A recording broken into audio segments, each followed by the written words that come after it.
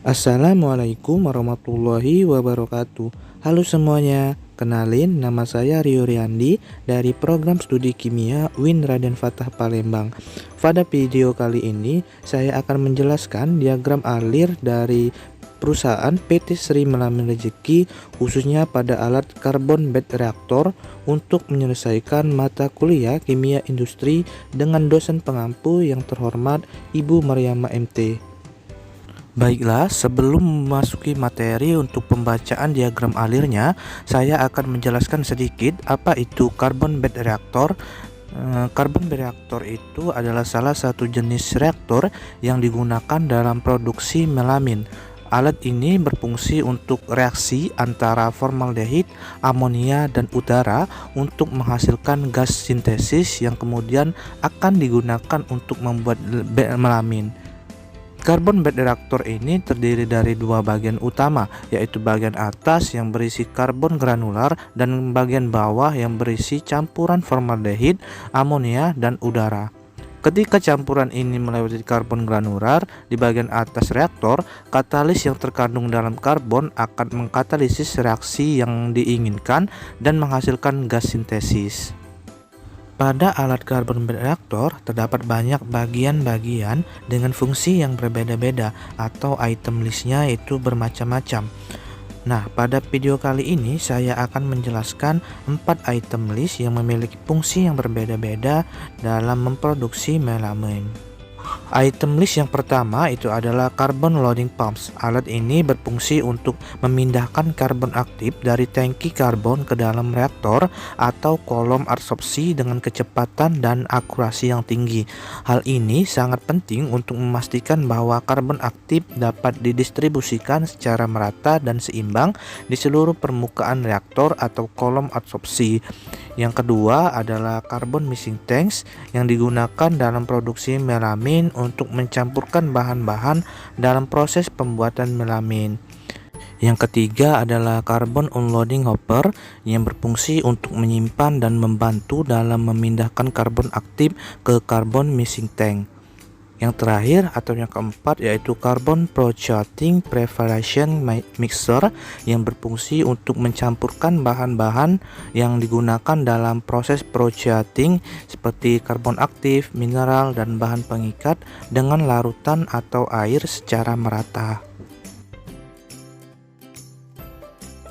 Baiklah, saya akan menjelaskan diagram alir dari carbon bed reaktor, di mana yang pertama itu ada kode alat P117A dan P117B, di mana alat ini adalah carbon loading pumps. Alat ini berupa pompa yang akan memindahkan karbon aktif dari reaktor ke dalam tangki mixing dan carbon processing preparation mixer dengan kecepatan dan akurasi yang tinggi. Di situ pada pompa ini dibantu dengan kode M, di mana kode M itu adalah menunjukkan pergerakan pompa atau peralatan lainnya. Kemudian di situ terdapat kode XA dan kode XB yang berarti gas analyzer yang berfungsi untuk menganalisis kandungan gas yang terdapat di dalam amonia. Kemudian aliran air dan kandungan amonia akan mengalir menuju alat dengan kode ME104 yang berarti carbon processing preparation mixer dengan kecepatan tinggi dan akurasi tinggi yang dibantu dengan pompa tadi. Langkah selanjutnya yaitu pada alat carbon processing preparation mixer. Di sini ada pembentukan karbon aktif yang ditempatkan di atas permukaan filter, di mana permukaan filter ini berada di dalam alat carbon mixing tank. Bisa kita lihat sebagai garis di dalam tengah-tengah bagian mixing tank itu merupakan permukaan dari filter. Nah, pada tahap ini akan mencampurkan karbon aktif dengan bahan-bahan kimia lainnya seperti mineral dan bahan pengikat sehingga membentuk campuran yang merata dan dapat menempel dengan baik pada permukaan filter. Bisa kita lihat bahwa terdapat simbol M dan juga seperti ada pengaduk yang itu berfungsi untuk mencampurkan karbon aktif agar merata pada permukaan filter.